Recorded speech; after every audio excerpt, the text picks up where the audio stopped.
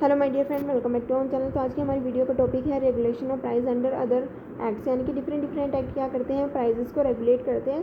So there are some other legislation which seek regulations of pricing policy and practices India. कौन कौन से act है उसके बारे में हम पढ़ेंगे। एसेंशियल कमोडिटी एक्ट 1955, ड्रग्स या control act 1950, industrial development and regulation act 1951, standard of weight and measurement rules 1977। तो सबसे पहले हम पढ़ते हैं हमारा essential commodity act 1955। As you know, hoarding and black marketing have become very serious problem during period of shortage, यानी कि black marketing और होर्डिंग का ज़्यादा से ज़्यादा यूज़ किया जा रहा है क्योंकि जो चीज़ें हैं वो शॉर्ट होने लगी, जिसकी वजह से प्राइस जो है वो एक्सेसिव जो है वो चार्ज किए जाने लगे। So effective system of control should prevent the creation of artificial scarcity by the corrupt businessman for profiting. Other major problem in India are the circling prices and continuous shortage of certain essential commodity. So the legislation measure for overcoming this problem are incorporated as in the Essential Commodity Act 1955. Under this act, there are two important provisions fixing the prices of essential commodity and regulation of prices of food stock. अब क्या होता है essential commodity के अंदर कि कुछ ऐसे commodity होती है जिनकी जो सप्लाई होती है वो कम होती है। जब सप्लाई कम होती है तो कहीं ना कहीं ब्लैक मार्केटिंग या होर्डिंग का यूज़ किया जाता है, तो उससे बचने के लिए प्राइस को कंट्रोल किया जाता है कि जो एसेंशियल कमोडिटी है उनके प्राइसेस को फिक्स किया जाता है, ठीक है, और रेगुलेट किया जाता है। प्राइस फिक्सेशन की बात कर लेते हैं। तो government concern has the power in matter relating to the fixation of price of essential commodity acquire by it. In such cases sale we paid the price of the commodity determine in the following manner, यानी कि agreed price. किस तरीके से एक seller जो है वो price को चार्ज करता है, ठीक है। तो agreed price where the price can be agreed upon by the government and the seller and the agreed price is to be paid. यहाँ पे कहा गया कि जो गवर्नमेंट है और सेलर है एक प्राइस को एग्री करते हैं, कि गवर्नमेंट कहती है कि तुम्हें इस प्राइस पे जो है वो सामान को सेल कर रहा है, इससे ज़्यादा प्राइस जो है कस्टमर से चार्ज नहीं करना, ठीक है। सेकेंड है कंट्रोल प्राइसिंग। कंट्रोल प्राइसिंग का मतलब कोई भी किसी भी तरीके का एग्रीमेंट नहीं होता। When no agreement as to the price is reached, the price calculated with reference to the control price if any is to be paid, यानी कि यहाँ पे किसी भी तरीके का एग्रीमेंट नहीं है, कंट्रोल प्राइसेस के अकॉर्डिंग जो है पेमेंट की जाती है। Market price where there is neither an agreed price nor a control price, price calculated at the prevailing market rate is to be paid, यानी कि मार्केट में जो भी रेट चल रहा है उसके अकॉर्डिंग प्राइसेस को पे किया जाता है। एक आता है हमारा एग्रीड प्राइस, एक आता है कंट्रोल प्राइस और एक आता है मार्केट प्राइस, ठीक है। उसके बाद आता है हमारा regulations of selling price of food stuff. किस तरीके से जो फूड स्टफ के जो सेलिंग प्राइस है उनको रेगुलेट किया जाता है। Central government has been empowered by the act of regulating the selling price of food stuff in any locality. Food stuff is used under the Essential Commodity Act 1955 not only for the material which is immediately fit for human consumption but also apply to material which can be used as food after subjecting it to process like grinding, cleaning, etc. So following has been held to be food stuff and according an essential commodity under the act such as sugarcane, paddy, linseed oil, turmeric, milk. तो ये यहाँ पे अगर हम food stuff की बात करते हैं तो फूड स्टफ का ये मतलब नहीं है कि वो कमोडिटी जो एक्चुअली में उसको हम कंज्यूम करने वाले हैं, या फिर वो कमोडिटी वो मटेरियल ऑल्सो जिसमें कुछ जो है प्रोसेसिंग होनी बाकी है, उसके बाद कंज्यूमर उसको जो है कंज्यूम करेगा। So wherever the central government find it necessary to control the rise in the price or prevent the hoarding of any stuff, it may regulate their selling price। जब सेंट्रल गवर्नमेंट को ये लगता है कि हाँ भाई इनके प्राइसेस को हमें कंट्रोल करना चाहिए, रेगुलेट करना चाहिए, क्योंकि एक्सेसिवली इनके प्राइस जो बढ़ते जा रहे हैं या फिर इनकी ब्लैक मार्केटिंग या होर्डिंग हो रही है, तो उस समय क्या करती है गवर्नमेंट, सेंट्रल गवर्नमेंट क्या करती है, इनके प्राइसेस को, सेलिंग प्राइस को रेगुलेट करती है। Price shall be determined in accordance with the relevant provision of Section 3 subsection 3A of the Act. Means the Act also provide for the method of fixation of the price for food stuff of edible oil required by the government. Provision of the Essential Commodity Act has been further strengthening and reinforced by the Prevention of the Black Marketing and Maintenance of Supplies of Essential Commodity Act 1980. Stringent measures have been provided under this act to prevent black marketing and ensuring equitable supply of essential commodity। तो यहाँ पे इस main जो act है उसका main motive यही है कि अनदर किसी भी तरीके की अगर रेगुलेशंस है, किसी भी तरीके की ब्लैक मार्केटिंग अगर की जा रही है, ठीक है, होर्डिंग की जा रही है, तो उसके अगेंस्ट जो है वो एक्शन लिया जाए, उनको स्टॉप किया जाए और जो प्राइस है उसको सेट किया जाए, फिक्स किया जाए।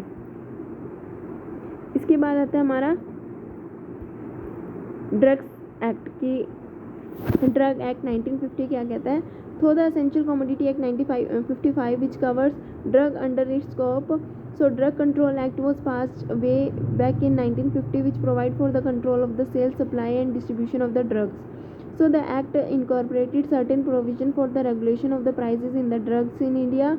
Under section 4 subsection 1, government is empowered to fix the maximum prices or rate which may be charged by a dealer or producer in respect of any kind of drugs में यहाँ पे medicine वगैरह की बात की जा रही है, ठीक है। तो उन मेडिसिन वगैरह के जो प्राइजेज़ हैं उनको फिक्स करने की बात की जा रही है। सो अगर हम सेक्शन 5 की बात करते हैं तो सेक्शन 4 क्या कहते हैं? सेक्शन 4 सब सेक्शन 1 कहता है कि एक मैक्सिमम प्राइस जो है बता दिया गया है, फिक्स कर दिया गया है कि इतना ही प्राइस ज़्यादा से ज़्यादा ड्रग्स का चार्ज किया जा सकता है, उससे ज़्यादा प्राइस चार्ज नहीं किया जाएगा। लेकिन फर्दर सेक्शन 5 क्या कहता है? Impose restriction on the sale price etc where maximum price is fixed under section 4. That means no dealer or producer is permitted to sell, agree to sell, offer for sale or otherwise dispose of to any person any drugs for a price exceeding the maximum fixed under section 4. Section 4 के अंदर जो है वो prices भी बताए गए हैं कि किस कमोडिटी के कितने प्राइस होने चाहिए। अगर उससे ज़्यादा प्राइस चार्ज किए जा रहे हैं तो उनके अगेंस्ट जो है वो एक्शन लिया जा सकता है। इसके बाद आता है हमारा इंडस्ट्रीज़ एक्ट 1951। ये क्या कहता है? It also aim at securing an equitable distribution and availability at a fair prices of any article और class of article which is relating to any schedule industry. It include consumer goods industries like cotton, sugar, salt, pharmaceuticals and consumer capital goods and producer goods like iron and steels. So central government may make a notify order for price and distribution control. A notifying order may be in respect of price may provide for. इसमें क्या कहा गया? Industry development and regulating act क्या कहता है कि equitable distribution होना चाहिए गुड्स का, ठीक है, और फेयर प्राइसेस जो है वो हर एक आर्टिकल्स के कंज्यूमर से चार्ज किए जाने चाहिए। सेंट्रल गवर्नमेंट क्या कहता है? एक नोटिफिकेशन ऑर्डर देता है प्राइसिंग के रिगार्डिंग और किस तरीके से जो है वो डिस्ट्रीब्यूशन किया जाएगा गुड्स का, ताकि हर कोई जो है वो इक्विटेबली जो है उन गुड्स को यूज़ कर सके। तो नोटिफिकेशन ऑर्डर जो है वो किसके रिगार्डिंग था? अ नोटिफाइड ऑर्डर में made in respect of price may provide for controlling the price at which any such article or class of article may be bought or sold. कौन से तरीके के आर्टिकल जिनकी शॉर्टेज है, ठीक है, जिनके अननेसेसरीली प्राइस को चार्ज किया जा रहा है, तो उनके प्राइस को जो है वो कंट्रोल किया जाएगा। उस कंट्रोल प्राइस पे ही उन गुड्स को सेल या परचेज किया जाएगा। Regulating any persons manufacturing, producing और holding in stock such articles to sell the whole or a part of articles so held in stock by such person or class of person or in such circumstances as may be specified in the order.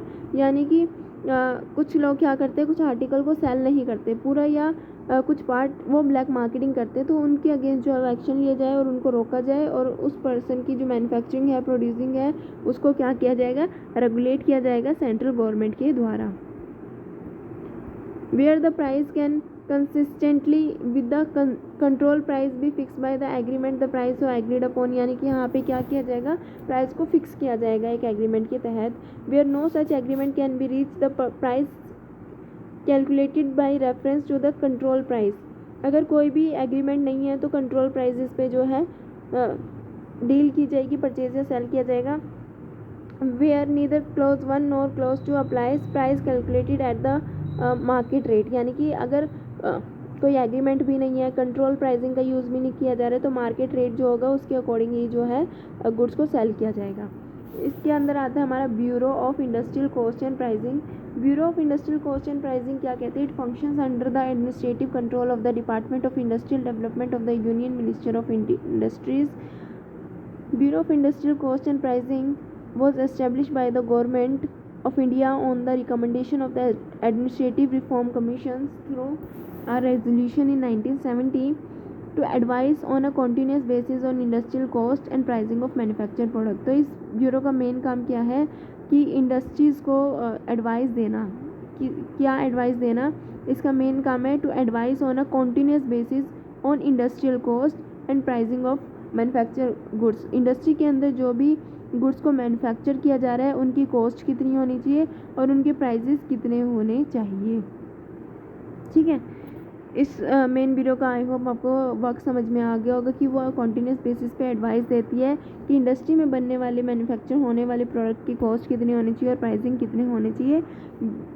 Bureau जो है वो क्या function perform करती है, number of functions जो है perform करती है, like energy audit and industrial efficiency, water and material audit, industrial monitoring, and has also been interested with the task of infrastructure pricing. Infrastructure की प्राइजेस को देखती है कि इंफ्रास्ट्रक्चर के प्राइजेस क्या है, इंडस्ट्रीज़ को ऑडिट करने का काम करती है।